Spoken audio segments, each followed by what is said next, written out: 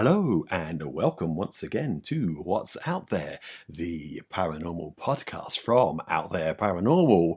And telling tall tales of the spooky world tonight, we have myself, Nigel. And myself, Juliette. I've got an interesting one, Jules. I know. I've wound it back a little bit really in time. Cool. Oh, I'm just going to play you this short little bit from a previous podcast called Meet the Ancestors, so you can get some idea of where we're going. But I rather like where we're going on this one. So listen carefully, folks.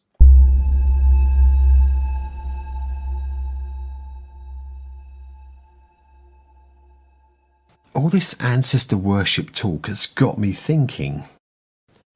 Could it possibly be why we are so readily convinced that even the most mundane objects can hold someone's spirit, not in a venerated sense, but more as an object of fear? A haunted object, a vessel for something unpleasant or even demonic. And that, my dear listeners, is a whole other podcast.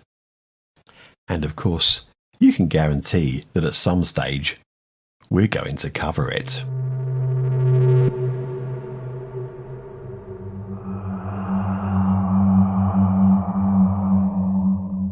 Haunted objects. I know. There's some interesting ones out there. There's some fascinating ones. I mean, researching for this one, I've looked at all the obvious ones. Yeah, like the dolls. Yeah, you got it. Yeah, which is the most popular one. Everyone heard about sort of, what's that one in that film? Annabelle, the haunted doll. And you've got Robert the doll, which is like the sailor Yes. doll that's supposed to be sort of possessed. So, and dolls, Yes. everyone talks about dolls, but a little bit cliche. they are a little bit cliched. In fact, before recording this, I decided to look on eBay for haunted dolls, and there's 26 pages. That many? Of haunted dolls you That's can buy. insane. It's completely bonkers. Goodness And sake. people would quite happily buy them. That's you know. nuts. But isn't it? which makes me wonder whether this stuff is right. Do you know what I mean, Yeah, Jules? people are just profiteering. They are in that They've aspect. gotta But be. the thing is, there are some great tales about haunted objects. Yes, there are. Yeah. And some of them just make you think, what the fuck? We've got some crackers tonight, folks. We have had some. So, you know what I'm like? I have to have a theme. So, Yeah. Jules, you're talking about moving house. I'm talking about it, yes. And I'm thinking to myself, Mm. when you've got your new paranormal pad, Yes. what about if I got you some lovely haunted objects Why not indeed? to go into your new house? Sounds good to me. So, something a little bit different. Ladies and gentlemen, welcome to the world of haunted furniture. Honestly, I'm thinking to myself, oh God, why do I do this? But I've found you some treats.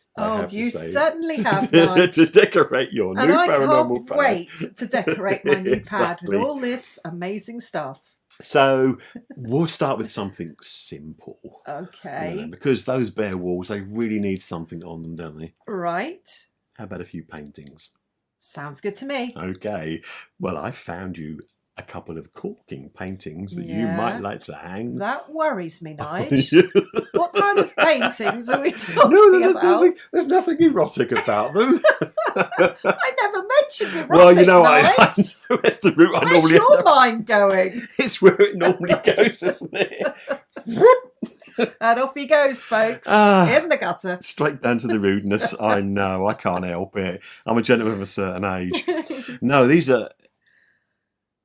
When I say weird, Yeah. I mean weird. In Yes. fact, what I've done, with every item that's mentioned on here, I'm going to put a picture of it over on our Substack. Good plan. So you can actually look at the objects, because I'm quite merrily sort of saying, wordy, wordy, word, here we go. And then... People need to see, don't they, Exactly, really? yeah. Yeah. So it might be a good idea if I actually put... To listen to this and then add it on there so people can look at the objects while we're babbling on about Exactly. rubbish. You'll be able to see them about the ridiculous things that I'm furnishing your lovely new house with. Oh, gosh.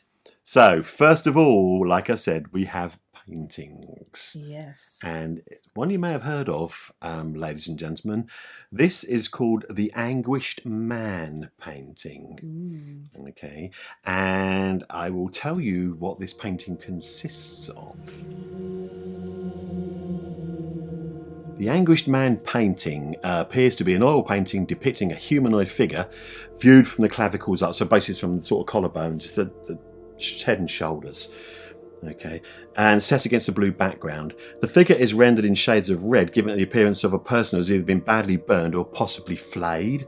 This is horrible, isn't it? It's really horrible. The figure has no hair, and its eyes resemble holes or pits set deeply within the figure's face. Its mouth is wide open, as if in a scream of pain.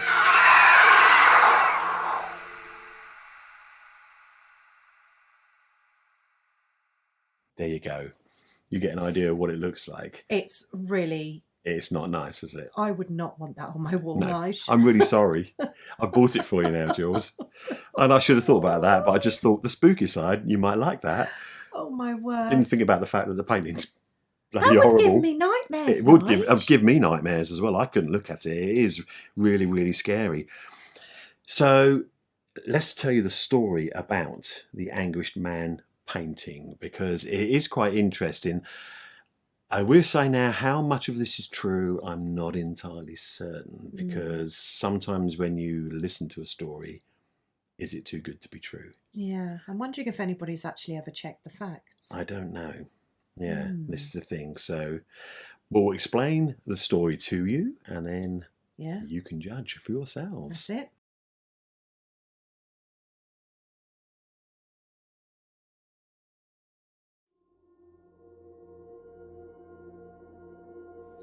Some time back, round about sort of 2010, 2011, a gentleman called Sean Robinson sent a compelling story to the internet site Your True Tales. The story started like this.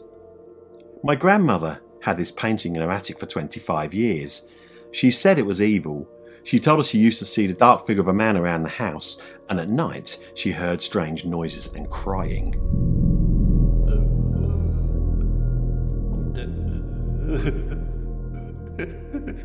She told me the artist committed suicide shortly after finishing it and that he used his own blood mixed in with the oil paints. Now, after she died, we got the painting. It is currently in our basement. Shortly after we got the painting, various members of the family started seeing the dark figure of a man. At night, we began hearing noises, and just recently, we've heard crying and moaning.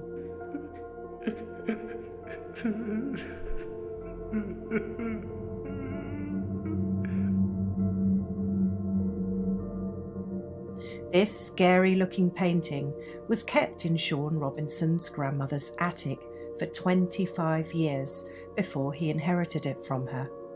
She had always told him that the painting was evil, explaining how the artist who created it had used his own blood mixed with the paint and had then killed himself shortly after completing it. She claimed to hear voices and crying when the painting was displayed, and to see the shadowy figure of a man in her house, which is why she locked it away in the attic. Now, the painting is still in our house, and although I never believed in the supernatural, I am now convinced there is something evil about this painting.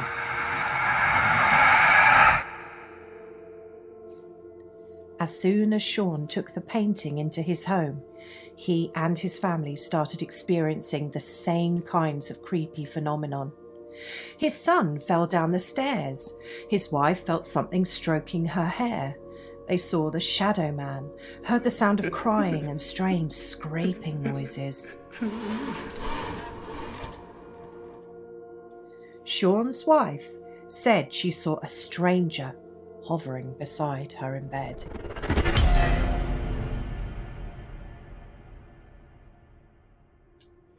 In February 2011, Sean decided to set up a camera overnight to try and capture some of the strange events on tape. The video shared on YouTube shows slamming doors, rising smoke, and the painting falling from a wall for no reason. I've included a link to the YouTube channel in the episode notes. When Sean moved back to his parents for a short while, the painting went with him, as did the strange phenomena.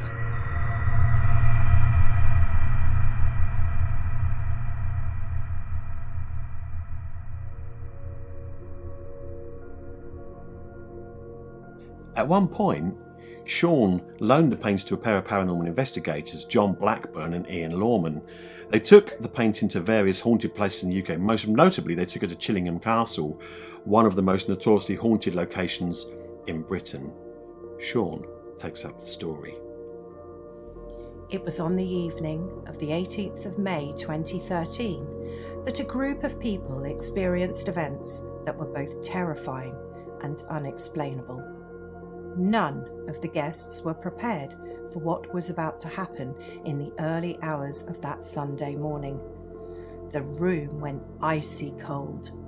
A large dark figure appeared in the middle of the seance circle, and a large wooden bench banged on the floor of its own accord in response to John Blackburn's questions to the painting. Then the bench suddenly flipped upside down by what was believed to be John Sage, one of Chillingham Castle's resident powerful spirits. We think John was showing his anger to a foreign, uninvited spirit in his castle. John Blackburn stated it was the strangest experience in all of his years of investigation. You would think, after all of this strange phenomena, that he would have got rid of the painting. Not a chance. Sean still has the painting in his possession to this very day.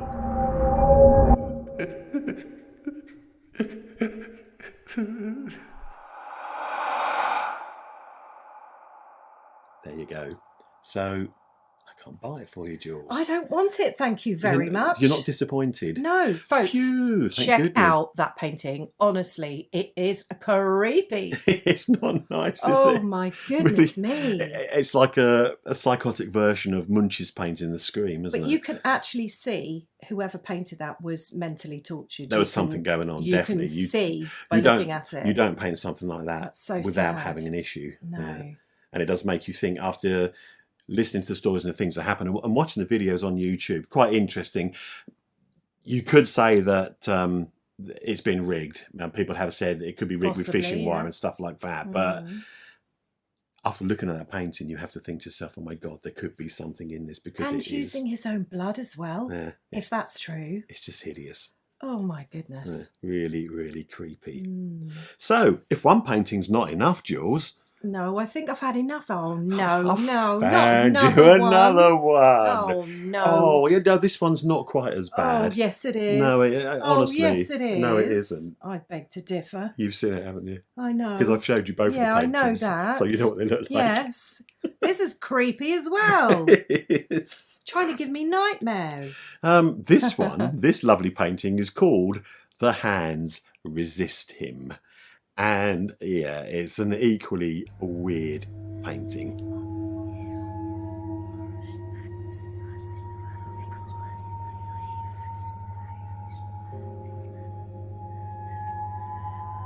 No one could have known that a simple photograph of two children would go on to become one of the most famous haunted paintings in history. The photo came from the time when the artist Bill Stoneham was staying at his grandmother's apartment in Chicago.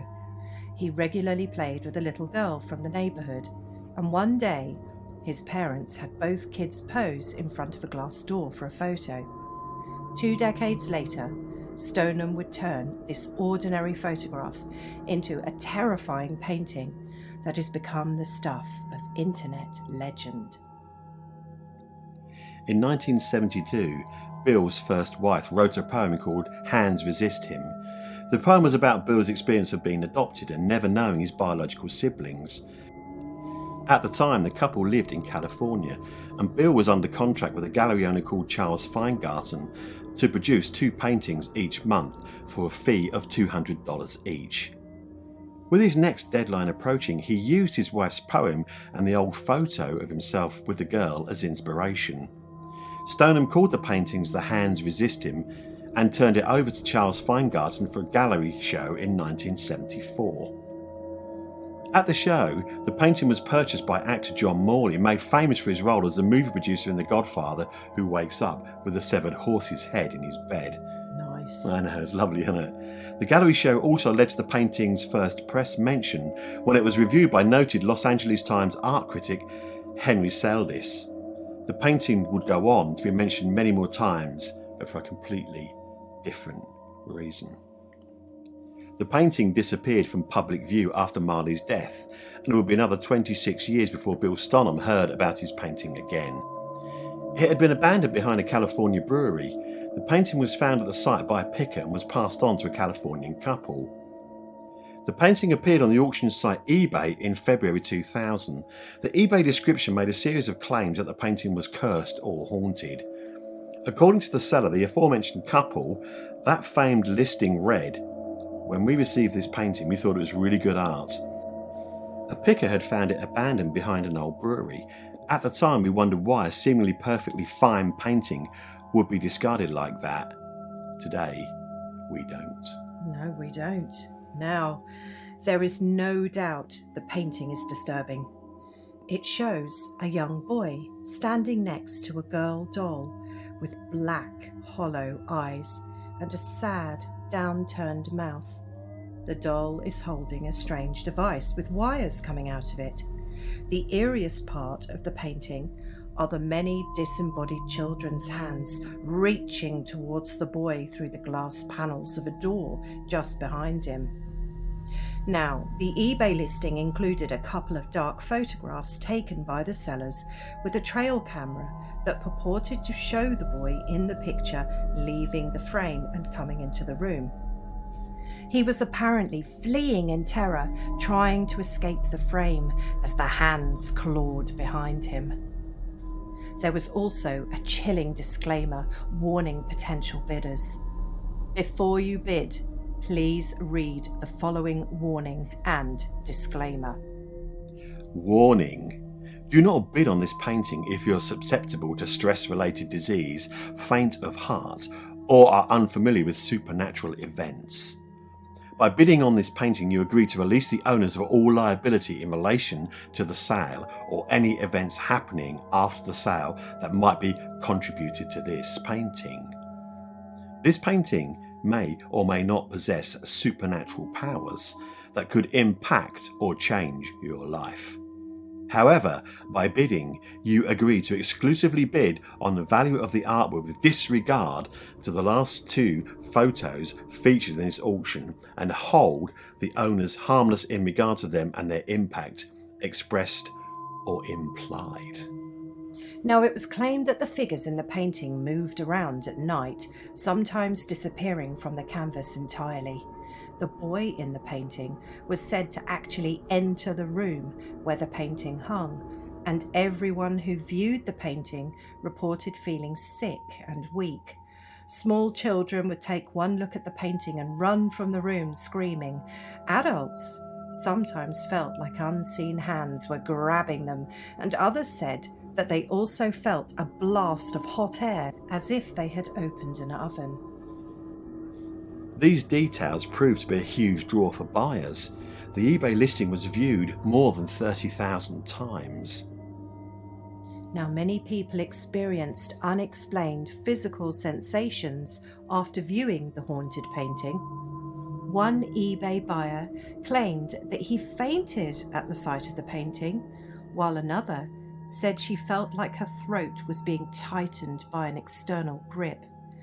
A buyer said that his monitor went white and emitted a blast of heat as soon as he looked at the painting. He also started crying for no reason. Someone heard an exorcist-type voice, and another reported a new Epson printer that ate and mutilated page after page when the user tried to download images of the painting. Now, viewers also mentioned difficulty breathing, becoming ill, or general discomfort, while some parents said their children grew unruly and started to scream at the sight of the painting. It's all very... isn't it? Isn't it right? Yeah. Anyway, the painting was sold to the winning bidder, a gallery owner called Kim Smith, for $1,025, which doesn't seem very much, does it? No. But, yeah. The painting presently resides in the back room of Smith's Perception Fine Art Gallery in Grand Rapids, Michigan. His current resting place is the result of a request from Smith's sons, who didn't want to keep the most haunted painting in the world in their family home. Understandably. Yeah. Smith has only publicly shown the painting 6 times, though he has yet to experience anything supernatural himself. Now, our old friend Zach Bagans tried to purchase this painting for his haunted museum, but he was unable to make a deal with the current owner. Bagans got in touch with the artist Bill Stoneham and commissioned him to paint the prequel to The Hands, Resist Him, which he called The Hands, Invent Him. It portrays the inside of the window from the original painting. Yeah, it's odd. I mean, I'll put pictures of these up. I haven't seen that one yet. yet. Yeah, I'll have to show you that one, sorry. Yeah, the second one, I haven't seen it. I forgot about that one. Oh. But Bagans is also claiming there's something weird with this painting as well, where there's things in there that he took it to his museum and there's a tricycle and they heard a horn ringing and all this kind of... But you have to wonder whether or not it's Mr. Bagans just trying to make himself a haunted painting to go with the haunted painting he couldn't actually buy. Maybe. So, yeah, take it with a very large pinch of salt. I hate saying these things, but... Yeah. Okay. And finally, The Hands Resist Him is said to be responsible for the deaths of 3 men who were close to the painting at the time of its first sale. The first to die was Henry Seldes in 1978, the art critic who wrote a review of Stoneham's work at his debut art show in 1974. According to the authorities at the time, they believed Seldes committed suicide after being found dead in his apartment. The next was Charles Feingarten, the man who contracted Stoneham's work and whose gallery served as the location of the art show. Feingarten passed in 1981. Lastly, the first owner was actor John Marley, who died in 1984 after having open heart surgery, though he sold the painting before his death. It's a bit of a tenuous link, isn't it? Because 3 people died, but they all died like 1978, 1981, 1984, and you're like, Exactly. Yeah, it's like trying to sort of link those to it. So, yeah, I don't believe that one. So, could the painting be both haunted and cursed? Well, I don't think it's cursed, but I'm thinking possibly haunted. I don't know. This is all true.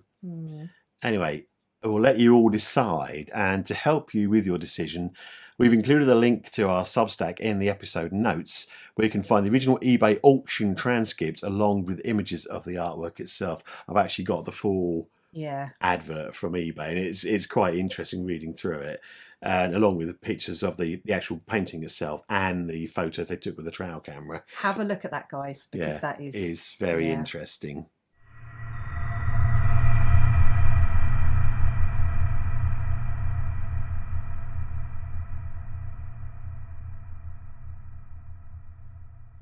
Well, we've got you a couple of paintings, and I found something else for you, Jules, which I think is perfectly suitable. Okay, so you're not just going to torment me with the new paintings in my house so I don't sleep? No. I've got you something. Jules, you know I'm always astounded by your beauty. So I brought you something you can stare into. Okay. Oh, it's going to be something sinister, isn't it? No. Yes, it is. Would it be? Yes. Possibly not. Oh, no. But then again. Okay, so here we go. Your next item for your paranormal pad. Mirror, mirror on the wall, who is the fairest of them all?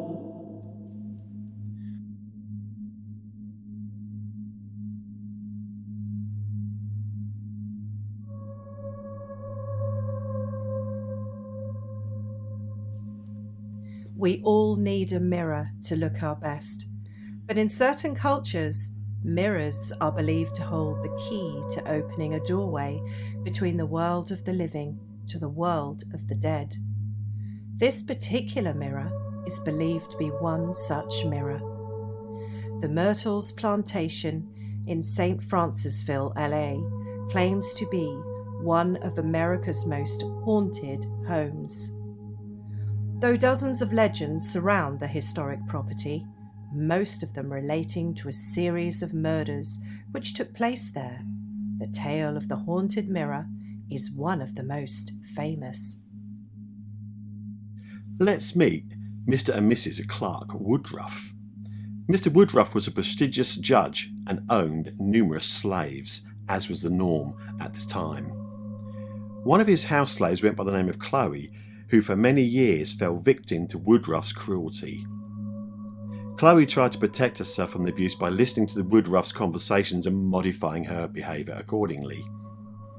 One day, after being caught eavesdropping, Woodruff had Chloe's ears cut off, forcing her to carry the shame and disfigurement for the rest of her life. Her mutilation was hidden at the request of the Woodruffs by the use of a green turban. On the 9th birthday of the Woodruff's daughter, Chloe made a cake, and in the process she placed poisonous oleander leaves into the cake. Chloe's plan was to poison Mrs. Woodruff and their children. Some sources claim that it was never her intention to kill the 3 family members. They suggest that Chloe wanted to get them sick so she could nurse them back to health. In the South, local healers were amongst the most respected of the community. If Chloe could heal the family, she would be safe from the harsh reality of working in the fields. Tragically, the dose she put in was lethal, and it ended up killing Mrs. Woodruff and her 2 children. Tradition dictates that when a family member died, all mirrors should be covered to allow the soul to pass over to the other side.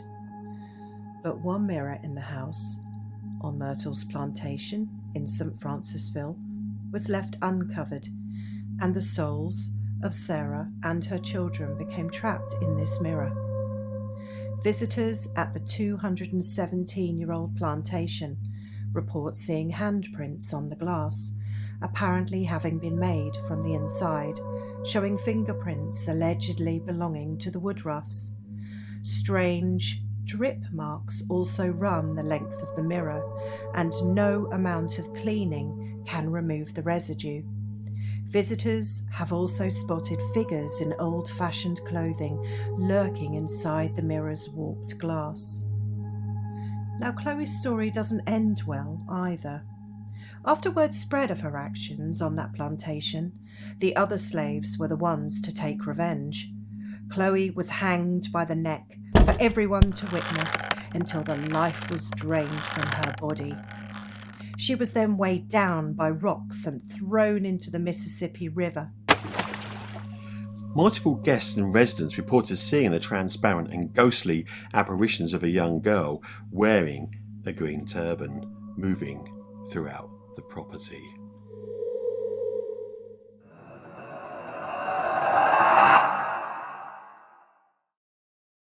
Blimey. Yeah. I mean, it's an interesting one. So Yeah. she murders a family. Horrible. The mirror's there. Mm. They die, and because of this theory, well, I mean, it's a popular thing in lots of cultures that Oh, yeah. mirrors are Absolutely. a gateway across into the other world. And if you don't cover them up and somebody dies in the room, then they're going to get trapped and pulled into that mirror Yeah. and stuck. Well, scrying is quite popular for contacting spirits as well with mirrors. Because you look through and pass into the other world again. Yeah. It's that sort of, that link between the two is That's that popular link, isn't it? So, Yeah. so there you go, Jules. Beautiful mirror. Lovely. So now I've got 2 sinister haunted paintings. Yeah. And a mirror with people trapped in it in my home. Yeah. Brilliant. Great. Sounds super. I thought you'd like it. Yeah. So, Nige. Yep. I've got 2 terrifying pictures. Yep. Okay. So I don't want to look at those particularly. I don't want to get ready in front of a mirror in the morning because there's dead people in it. Okay. Trapped inside. I know. It's great, isn't it? It's nice. It's wonderful. So please tell me at least I've got somewhere decent to sit down. Well, I have to say, after all this spooky experience, Oh, here we go. I have Here we go. managed to find you Mm-hmm. the perfect sofa.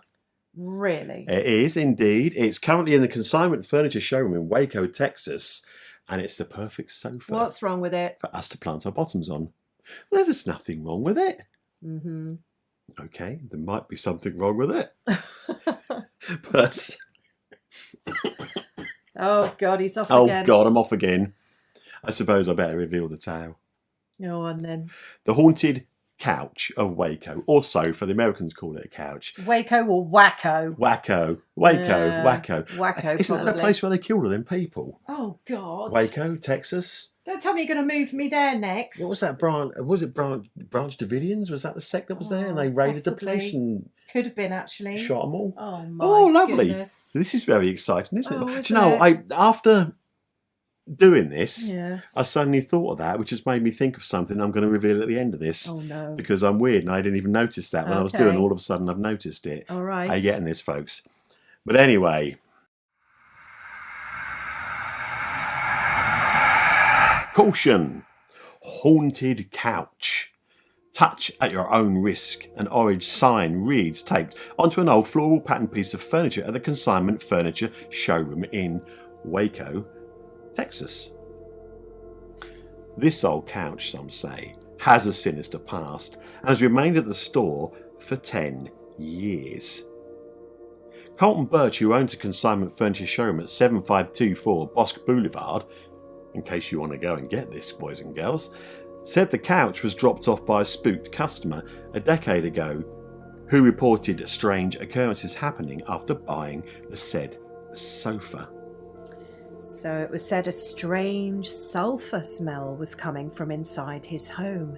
Kitchen cabinet doors were opening on their own and cell phone signals cut out as one got close to the sofa. The alleged paranormal activity continued at the consignment store. Everybody up here was basically afraid of it, and I did have a weird feeling when I sat down on it, said Birch. That sounded more Irish than American, What didn't can I it? say? You're doing accents. Where did that come from? I didn't even risk it. I'm not good at accents. Me neither. I'm just As you doing could probably gather. Lordy. Anyway, Birch said that customer information was erased from the computer system with no explanation. I'm not going to do it. Go on. I don't know if it's a computer glitch or if it was the sofa, he said.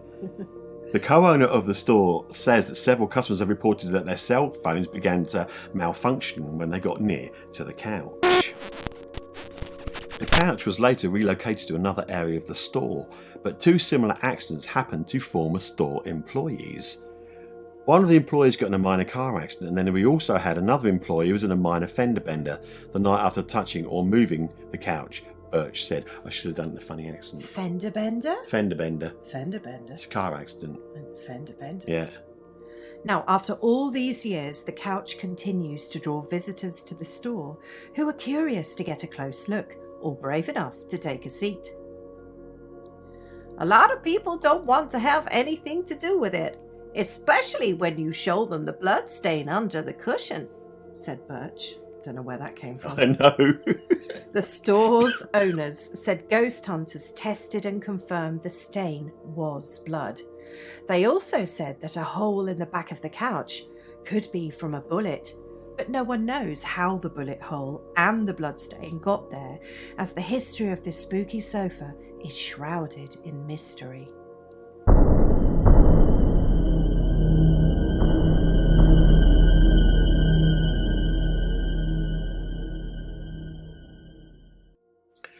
While many have tried to buy the couch in the last decade, Birch said it's not for sale, even though one person made him a $3,000 offer. The sofa still sits there, complete with its warning sign daring individuals to take a seat to see what happens.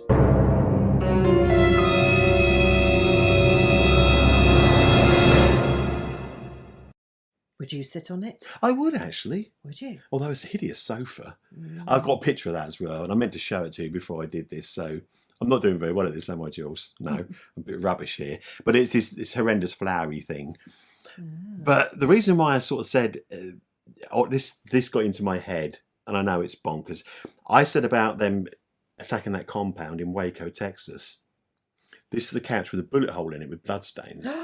What No. if it was in Oh, no, don't. that Waco siege, and it was actually don't. inside that building that came out of there? Probably was. Yeah. Oh, my. I hadn't thought about that, but that just suddenly, Yeah. all of a sudden, springs in my head, and I'm like, oh my no. God. Yeah. I'm very, very good at putting two and two together and making five, but Oh, my. yeah. No, it's a bit of a coincidence. That is isn't really creepy. And the fact that they were sort of a strange sort of Were they a religious sect of sorts, weren't they? So Yeah. it makes you wonder where one of them who died on the sofa is the one that's actually trapped in it. Oh, my word. Woo! Oh, gosh. So I'm not sitting on a sofa. I'm not looking in a mirror. And sure as hell, I'm not going to be looking at any portraits. So I've need to find somewhere else to sit. Please tell me there is a seat that isn't haunted in this house that you're decorating for me. I've got you a couple of chairs. No. Okay. They're nice chairs, Nice I have to say. chairs. Very stylish. Very stylish and nice stylish. chairs, are they? Bit gothic. Oh, okay. Like a bit This of goth. is good. Bit Yeah, gothic, yeah, you know, I like a bit of goth. woo. Yeah. But yeah, What's unfortunately. woo about them, Nigel? They've got a bit of woo attached to them, unfortunately. Yeah. How much woo? Quite a bit. Oh, wow. Very sorry, Jules, but like I Okay. said, it's all a certain type of furniture that I'm paying for you. Okay. Okay, like we said, we need a couple of chairs to go with our sofas, Mhm. and there are a couple of suitable candidates for you. Embell Court Castle.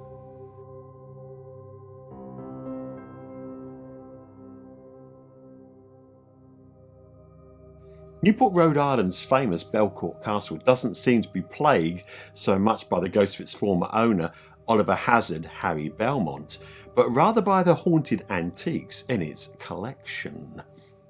Belcourt's Gothic ballroom is home to a collection of haunted chairs. Haunted chairs. Haunted chairs. Okay. I've got you some haunted chairs, Juliette, because I know you just love them. Brilliant. So those who try to sit in certain chairs report feeling a wave of resistance, while other chairs actually push people out. No wonder you thought they'd be good in my house. So, these Gothic chairs are believed to have menacing spirits attached to them, giving those who touch the chairs quite a chill. It's reported that a woman on a castle tour tried to sit in one of the chairs and was thrown into the centre of the room, whilst another visitor's touch yielded a flash of light and the smell of burning rubber. Burning rubber? Yeah. Why would it be burning I've rubber? no idea. Was the skunk around or something? It's Pepe random, Le isn't Pew? it? Was he around, you know? Because that's the skunk's pongs like burning rubber. Yeah, isn't it's it? very pungent, isn't it? Wonder if they got a sneaky skunk in there. They could have done. Mm, Flash of light and a skunk. a sneaky skunk. Let one go. Yeah. Lordy Lord. Anyway, if hostile chairs weren't enough, And got smelly skunks. I got a job lot, Jules, Mhm. because I thought this would go with the chairs. Oh, Okay. no. I've also got you a screaming suit of armour. Brilliant. Just what I needed. Yeah. Thanks, Its Nigel. original owner was killed when a spear pierced the armour's eye slit. Nice. Oh. Straight in there. The suit of armour is host to paranormal activity, including moans and screams. The right arm of the armour supposedly moves just before a scream is heard. So it's like arm goes up. Okay. Okay, and to add to the fun, I've got your lovely sculpture Okay. of a monk. A monk. So, Yeah. okay. A ghostly monk has been seen around Belcourt after the occupants bought a German wood sculpture of a monk. Now, this spectre, clad in a brown robe, has been sighted in various places. He first appeared in one of the bedrooms. He has also appeared in the chapel, as if preparing for a mass, and also along the grand staircase.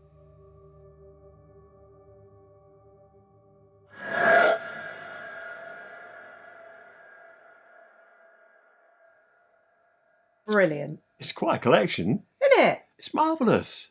Well, after being terrified with everything in my house, at least I could go to bed and have some peaceful sleep, right? Ah, yeah. You know, I did think about that for you as well, and I have actually Oh, no.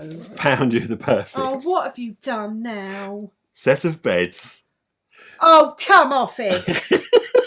Really? You're having a bubble? Yeah, well, you know, don't you want them? Bunk beds? Bunk beds are great. They used to fight over. Do you have them when you Yeah, didn't? when I was 5. Yeah, but where do you want to go, on the top or the bottom, Jules? Oh, gosh. Do I get a choice? Well, it's the safest option for me and you, isn't it? Oh, Lord. I couldn't get us a double bed. No, well, People no. would talk. Well, So yeah, I went I'm for not the bunk surprised. beds. Me on the top, you on the bottom, you on the bottom, me on the top. Hang about. Oh. Are we still talking about bunk beds? Nigel! Honestly. Oh, Oh, that got completely out of order. But bunk beds are great. yeah, when you're a kid. And these bunk beds are really cool. Oh, no. You're going to love them. Okay. Come on, tell me about the bunk beds. Okay. In early February 1987, Alan and Debbie Tallman, brought home a set of bunk beds they had purchased at a second-hand shop. A real bargain buy for just $100. But sometimes bargains are not all they seem. Don't look so happy with yourself. Oh, I know. Sit there grinning away. Anyway, the Tallmans assembled the bunk beds and stored them in their basement. When they moved the beds upstairs in May of 1987, it marked the beginning of 9 months of horror for the family. From the moment the bed was first slept in, the house appeared to be haunted by spirits that terrorised first the children and then the entire family. So the children, who were rarely sick before, suddenly became ill for no apparent reason. The night that the family moved the beds upstairs, their son, Danny, was in the room next to it. After his parents said goodnight to him, his clock radio apparently took on a life of its own. It turned itself on and randomly switched the channel under its own power. He reported that he saw the radio's indicator moving itself. His parents, however, did not believe him. A few weeks later, Alan was painting the walls in his basement when he went up for lunch. He placed the paintbrush on the table. When he returned, the brush was in the bucket with the bristles sticking up. And when the youngest daughter was sleeping in the bunk bed, she claimed that she had seen a red-eyed witch behind her door. She also claimed that she saw fire in her room. A month later, Danny saw the same thing. Okay, so the family pastor, as traditionally done, was brought in and he felt the presence of evil inside the house. The Tallmans continued to be tormented by the entities. Doors would bang open and shut, strange voices would call out of nowhere, and ghostly visions persisted. A week before Christmas, Danny again saw something horrifying and told his mother that he wanted to leave. Frustrated, Alan told the spirits to get out of his house. He then said that if they wanted to fight someone, they could fight him. Bad idea. That is a bad idea indeed, because the next part will tell you why. 3 weeks later, around 2 a.m. on January the 7th, 1988, Alan returned home from the late shift. Outside the garage, he heard an eerie howling sound and went to investigate.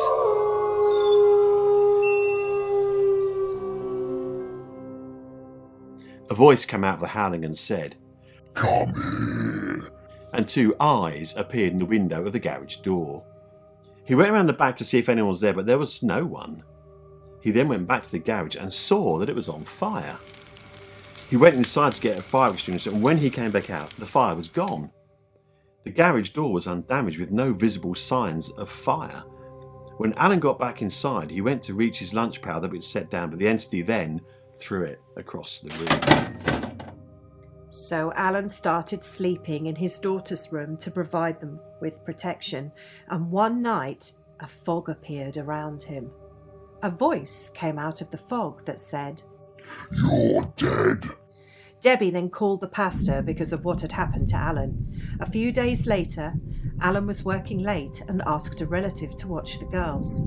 His relative was a complete skeptic until that night. That same horrible figure seen by the children appeared, and he let out a loud scream.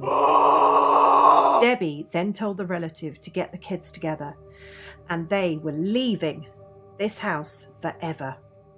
2 weeks later, the Tallmans had the bunk beds destroyed.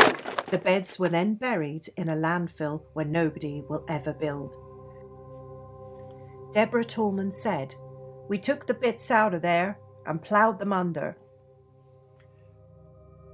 Afterwards, the Tallmans had no further paranormal experiences. In April of 1988, a family moved into the Tallmans' old home and have had no haunting experiences themselves.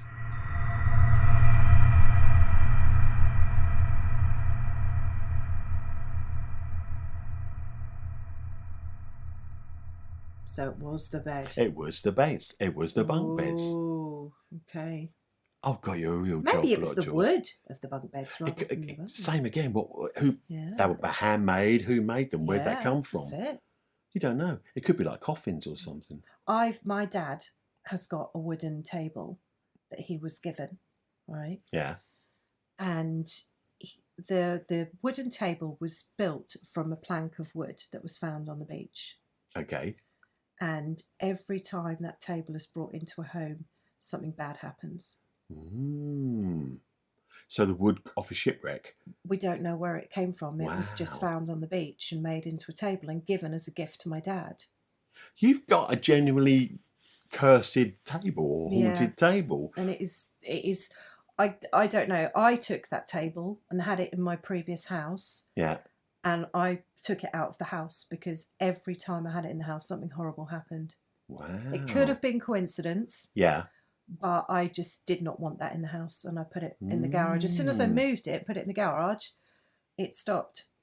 How weird. You know, you've been told me this one before. I know, I'd forgotten all about it. And I even tested it. I even one day brought the damn thing in again, and something went wrong. I can't remember what it was now. Something in the house went wrong, and I was just like, oh, it's because I brought this damn table back in the house. Yeah. Yeah. Creepy. Yeah. Now, see, that actually, you're good at this, Jules. Am I? This leads very nicely into what I'm going to say next, because we've had haunted objects here. Yeah. Okay. And I was, for researching for this podcast, I was looking at haunted and cursed objects. Yeah. But I've managed to split them into two. Mm-hmm. So now I've managed to furnish your house with no. a whole host of haunted objects. I don't want any cursed things in a No, house. I'm not going to bring you any cursed things in. No. I wouldn't do that. No, not after not sleeping and looking at terrifying pictures and scary mirrors and beds I can't sleep in and I can't sit down because there's an evil sofa. Yeah. With bloodstains and a bullet hole. Oh, stop. It's got all the stuff, Jules. I know. I worked so hard to get you all this. But anyway, this is the first part of a double header, is what I'm saying. So the next podcast is going to be talking about cursed objects. And I found some equally batshit, bloody crazy, awesome honestly. Yeah. And the things they're supposed to do as well. You're just like, oh my God. You know, you stay well away from those.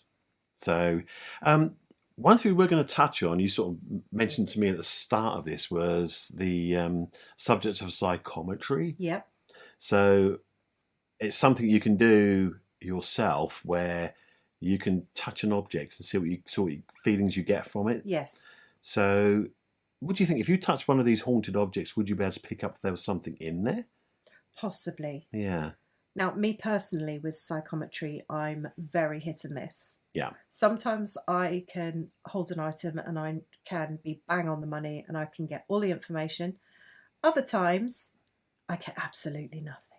Strange, isn't it? Yeah. So it's very hit and miss. And I've spoken to other psychics that do it and they have similar things as well. Yeah. Sometimes, yes, you do. And other times you get nothing. Even if the item has been in a traumatic event or something's happened in the past, you don't always necessarily get that information with psychometry. No. So, yeah. No, it's the same again whether you're trying to pick up on the signals from something. Yeah, it's still interesting, tune into though. it. It is, yeah. It's fascinating stuff. When you do get things, it is absolutely fascinating. Because it's not just the information, it's sensations as well. You can get feelings from items and all kinds of things. It's a plethora of different events, feelings, emotions and stuff like that. Oh, wow. When you do it, and if you're successful, but then other times you try and do it and you get naff all. Yeah, yeah. So Luck of the draw. I don't know how it works. No. I don't know, but I have had it before where I've held an item and I've given the information, I've been bang on. Well, you had that. I mean, I remember you telling me. That was Tracy, wasn't it? Yeah, the bayonet. Yeah. Yeah. Yeah. That World War I bayonet And that you picked up. Yes, and I was right. Yeah, he really didn't like it. So, No, and that was a strange interesting. one again, wasn't it? Because you Yeah. got that feeling of actually going at someone with the bloody bayonet. yeah. And you said you felt like you were like Yeah. stabbing someone with it. Ooh, creepy. Absolutely. Horrible. Anyway, another one done. Yay. Yay. We did promise on the last podcast that we are going to do a live at some stage. We shall. We will do it. We would try and do it as the next episode, but unfortunately, as often the case in our world, our private lives have caught up with us once again, and there's lots of drama behind the scenes. But we're going to still churn out as much as we can, but we have got that one set up and ready to go, and we will put the poll onto Twitter and Insta and Facebook to let people vote as to where we're going to go and record our lovely live investigation podcast. Yeah. Give us a follow, folks, as well on YouTube. You can find we're right the way across social media. We're everywhere. We are indeed. We are out there. We are. Well, we soon will be out there. Again. We're still in there at the moment, but we will be out there. We will be out there again. Yeah. So, like I said, follow us on social media. We are on YouTube. We're on X or Twitter or whatever you want to call it. We're on Instagram. We have a lovely Instagram We're page. on Amazon Prime. We are indeed with Ghost Airfields, and I've been furiously editing another 2 episodes for that. It is coming. It is. It's long awaited. It's a lot of work. It'll be worth it. And because, unfortunately, I set myself an unwelcome precedent with the first 2 episodes that I did, and I'm trying to make the next 2 just as good. It takes hours of work. It does take a lot of work. Especially when you're doing it all by yourself as well. It's not really something that complex. I'm skilled at. Yes, you are. Well, okay, I'm good at it, but it's not my job. Yes. So it does take me a little bit of time to actually get it right. And I do go backwards and forwards trying to put things right, and, Yeah, we'll get there. Perfectionist. It'll be really good. Unfortunately. Looking forward to it. Please take the time to follow us. If you do follow us on YouTube, please take the time to subscribe to us as well. Then that way, every time we upload something new on there, you'll be notified. Yeah. And you can follow us and see what exciting things we're doing. What foolish stuff we're doing Exactly. I will get this little gem edited together and onto our podcast channel. In the meantime, there's 36 exciting episodes on that channel. Yay. Full of all sorts of weird and wonderful. So if you've not had the chance yet to listen to them all, go back and give them a listen. And if you like what we've done, please leave us a review. Yeah, let us know. We'd love to hear from you. And again, like we said, if you want to contact us with any of your own stories or anything, or ask questions about anything we talked about on the podcast or on the videos, you can email us at outtheregroup@icloud.com and we will answer. Yeah. And any great emails, we'll read them out on here as well. Yeah, super. So that's it. Fantastic. Another episode in the bag. Thank you for putting up with us again. Yeah. There's only one thing we need to do now, and that's to say it's good night from me. And it's good night from me. Thanks a lot. Bye. Take care. Bye-bye.